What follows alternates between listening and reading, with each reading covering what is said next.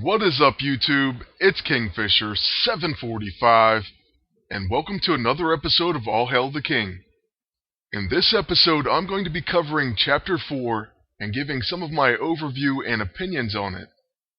Hopefully you caught the From the Helicarrier podcast where I introduced this idea and spoke a little bit about it. If you missed it, or even if you want to listen to it again or even download it, go and visit thehelicarrier.com. And also there you'll find additional information and articles on the game. Trust me, it's definitely worth checking out. I'll put a link to the website in the description below. Now as we get into the Chapter 4, basically a review, I have to say the original way that I wanted to do this would end up being something like a 30-minute video. Basically I wanted to go mission by mission and break down all of the items and the ISO that you could get. I was going to show everything, give you my opinion, and then if I had it, I'd also use it in combat. Instead, what I'm going to do is focus on the highlights, in other words, the very best of Chapter 4, and then I'll give you my opinion as well as a final grade on the chapter at the end. Later I'll cover each mission in depth as a mini-series. So hopefully that's something that you'd all be interested in. Please let me know in the comment section below. Alright, so let's get started first with Mission 1. As far as the best of this mission, there's actually quite a few things that I'd really recommend getting. First off, the heroic battle has two very good empowered ISO 8. First, there's the fluxing empowered ISO 8 for Magneto. This grants him superconductor, so it replaces magnetized with polarized, which cannot be removed or prevented. Here you see it in combat, he does have the superconductor buff, and you'll also want to note Master of Magnetism. So he automatically crits magnetized targets, or polarized in this case. He also has a chance to preemptively counter polarized targets, and he automatically applies it to characters carrying metal. So that's pretty awesome that it's going to stay on the target, and you can't remove it with a scroll or prevent it with the Mystic. So let's take a look. We're going to guaranteed critically hit this bottom burner. Oh, and you'll also see Metal Detector apply polarized to both of the targets. Don't ask me why that middle soldier doesn't count as carrying metal. I really have no idea, sometimes it seems like there's no rhyme or reason to it. But the other amazing thing about magnetized, or polarized in this case, is attacks from this character can't crit, and they cannot dodge attacks. If you have Magneto, you'll definitely want to pick this E-ISO up. And if you have this character at level 13, you can also equip the quick empowered ISO 8 to go along with it. Now let's move on to the other possible reward, the Eternal Empowered ISO 8. This one's for Emma Frost, and it says the Diamond Body no longer triggers organic recovery. Diamond Body is a buff, which has a 60% chance to predict the next attack, causing Emma to take less damage. If you've ever faced Emma Frost, you may have noticed how difficult it can be to damage her. That is until you hit her and trigger organic recovery. During this period, Diamond Body won't work. Well, with this E-ISO, she will not go into organic recovery. As you see here, she'll just reproc Organic Diamond. This means she can continue the lower damage, and there's no cooldown. This E-ISO really makes her a tank, so you will definitely want to pick this one up. Now, skipping ahead to the boss roulette, you can gain the Victorious Augmented ISO 8. This A-ISO is for Union Jack's V for Victory. It's going to make this ability a quick action, but it does gain a 2-round cooldown. Now, anytime you can make an ability a quick action, it's going to be a great thing. In this case, you're going to be making his level 9, which applies Flanked, a quick action. In essence, giving you 3 attacks in 1 turn. That's pretty phenomenal. On Union Jack's turn, we'll start with the V for Victory. And now that the enemy is flanked, we can go ahead and use another ability, which will trigger a follow-up. Let's go with his level 2 Trench Warfare. So we also gain Stiff Upper Lip as well. After this move lands, he'll go ahead and use his Service Revolver, and that will also apply Capital Defense. So we get 3 attacks on 1 character in 1 turn, and we get the buffs. And the weapon isn't that bad either, but we're just going to move on to Mission 2. In this mission, I'm only going to look at 1 item, and that's partially for time reasons. The Thick Empowered ISO 8 isn't the greatest for Hulk, and then I don't have the Endothermic Augmented ISO. I'll need to have and use that one before I can properly assess its value. The item that we are going to take a look at is the Gamma Radiation Emitter. You may have seen me already use this item in the Poor Man's PvP video. If not, go ahead and click the link on the screen. In that episode, I basically built a team around this item, and it can be pretty good in the right setup. What it does is places radiation exposure as well as gamma exposure on all the enemies. It's going to end up being radiation exposure times 2, and also gamma exposure, which as nearby energy attacks may apply radiation exposure. In my experience, they always apply it. So not only is this a nice way to debuff your opponents, it's also something that anyone or anything with exploit radiation can take advantage of. All in all, it isn't a bad item, but this mission isn't exactly the best for farming. There are certainly other missions that have a lot more items and better ISO. Mission 3 is a good example of this. For this video, I'm not going to show the Valhalla augmented ISO. It's not that I don't think it's good, but I just got it, and I'm going to show it in the mission breakdown video, and also in future PvP. One thing I will mention is the Berserking and Powered ISO weight. You can get this from Sif's Heroic, and I have to say this battle was one of the worst parts of Chapter 4.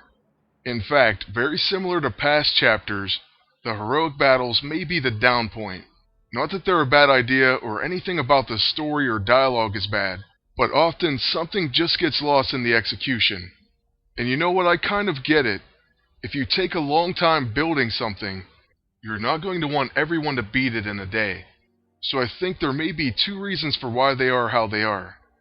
One, to serve as a barrier, that way they can slow down progress, and maybe cause the players to take a little bit longer to finish the chapter mastery. Or 2, and this is quite possible as well, maybe the devs just don't want to make them too easy and that they would be trivial, but I'm guessing it's really difficult to find that line. Anyways, while I would give them a little pass on that because of those reasons, you can't completely overlook it, so it will impact the final grade. Also, has anyone else noticed that sometimes the heroic battle's difficulty seems to go Super Saiyan? I'm talking one that you've beaten countless times ends up being unbeatable. Sometimes it even takes multiple playthroughs.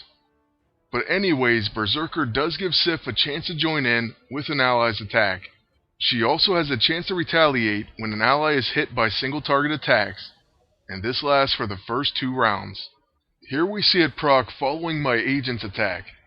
When this happens, Sif will hit the target with her thrust. And here it is activating one more time right after a Volstagg attack.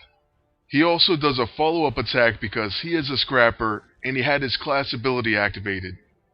But there goes Sif, she's going to add to that damage. Next, the augmented ISO that you get from the Epic Boss Roulette is for Thor, and it's called the Worthy Augmented ISO 8. This one causes Inspire Bravery to grant 2 stacks of might. This is definitely another excellent augmented ISO. Inspire Bravery is already a quick action, and this is going to cause Thor to do that much damage that much faster.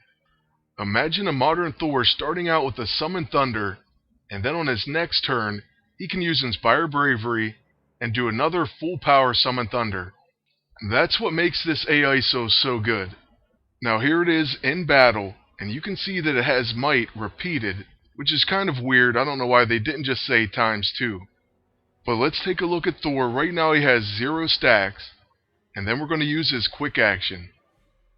After we use Inspire Bravery, he'll have 2 stacks of might and be able to do full damage once again. This increases the damage and accuracy of the next Hammer Throw or Summon Thunder. So for a single target like this one, it's better just to use your Hammer Throw. I think it's pretty obvious why this augmented ISO is definitely worth getting. Thor was already a powerhouse, and this one helps him recover even faster. Who knows, maybe we'll see him back in PvP with this one. With Mission 4, I have to say this one has a bunch of stuff worth getting. Pretty much every ISO is good, and you'll want to get them all. There happens to be 3 in Powered ISO 8, and 2 Augmented ISO 8. For the purpose of this video and just sticking to highlights, I'm going to focus on the item and one of the E-ISOs. Unfortunately, that happens to be the EISO that I don't have. Still, there's no denying that this thing is pretty amazing. Protective Shroud grants a 50% chance to avoid single target attacks for your entire team. I mean, this thing kicks in all the time. And it unlocks additional benefits on Storm's attacks. Well, with this EISO, Storm is going to grant Protective Shroud at the very start of combat. It's pretty obvious why that would be a good thing. So moving on to the item that you get from the boss roulette. The Staff of Asclepios is a buff heal, so it could be a quick action with Captain Marvel's rally. Also, think about the upcoming Empowered Tactician costume. Even when it's not a quick action, this thing heals for quite a bit of damage, and it's going to increase the effect of healing received. This is the same effect that Angel gives with his level 6. Plus, this staff is going to restore health over time. I have to say it's quite noticeable, so it is definitely worth getting. Besides, if you have Captain Marvel, or you end up getting the Empowered Tactician costume like I mentioned, this item's value will only increase. A big instant heal plus a heal over time effect, that's pretty hard to beat. Now moving on to Mission 5, it's a pretty interesting case. This is the only mission where I don't have a single item or ISO. Because of this is going to be a shorter part of the video, but I do have to work on farming those items for the bigger breakdown. I'm going to skip the nightly EISO for Captain Britain, because it really doesn't pique my interest.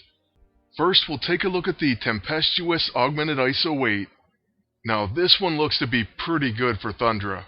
Now like I mentioned, I don't have this one, but it says preemptively attack with Rolling Thunder when using Cyclone Smash. So basically when you use her level 9, you're going to first hit with Rolling Thunder, and this grants Rising Up. So you're getting a free attack, and potentially Focused, Fortified, Agile, or Strengthened. That sounds pretty awesome to me, so I would definitely say this is one of the highlights of this mission. Next, the item looks pretty decent as well. The Hardened Chained Wrap Fist. First off, anything that has Paragon Exploiter is going to be pretty decent. This weapon also has Wind Up, so the next attack does 25% more damage. But that's not all, it's also a melee unarmed attack, so just think of Juggernaut. Personally, I think there's more than enough reasons to try to get this. So I'll be working on Mission 5, but for now let's go ahead to Mission 6. This is a premium mission and it has an epic boss, so it's loaded with items. I'm not going to focus on all of them just because it would take way too long. I do however think both of the guns, the Amplified Subsonic Sound Gun and the High Capacity Incinerator Unit, both have some potential. Currently I only have the Amplified Subsonic Sound Gun, and I do plan on using it in a future video. So we'll take a look at those later. Also, the Arachnid Augmented ISO, which does drop in the Epic Boss Roulette, looks to be incredible for Spidey. It definitely should count as a highlight, but I'm not going to focus on it either. Instead, I'm just going to focus on the one EISO and the AISO that I do have. First, the Predictive Empowered ISO weight for Mockingbird. It grants prediction, so mock combat triggers before an enemy's attack. For anyone who's used Mockingbird, I don't have to tell you how good she can be. Well, this thing is going to make her that much better. It's definitely an EISO that I've been actively pursuing, but I haven't been lucky enough to get it just yet. I did, however, get the Reflexive Augmented ISO weight, which is an AISO for Black Panther. It's from the normal boss roulette, and it gives them Reflexive, so Vibranium Daggers becomes a quick action. Like I said earlier in the video, I like when anything becomes a quick action. Now, Vibranium Daggers does damage, it's an ethereal strike, and it removes buffs and causes short circuit. So yes, it really messes up mechanical targets. Also, after using it, you get to use another attack, so how great is that? If you like Black Panther, you definitely want to get this augmented ISO. Okay, so that's going to be it for our ISO and item breakdown. I already mentioned my main critique about Chapter 4, which involves the heroic battles.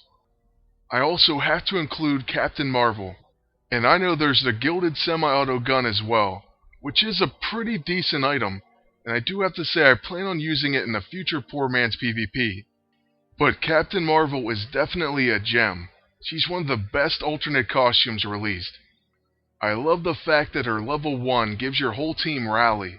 Rally causes buff actions to become a quick action, and it really enables a ton of different combinations. She also hits quite hard and absorbs energy. Not to mention that she comes in a scrapper and tactician. This to me is probably the biggest highlight of Chapter 4.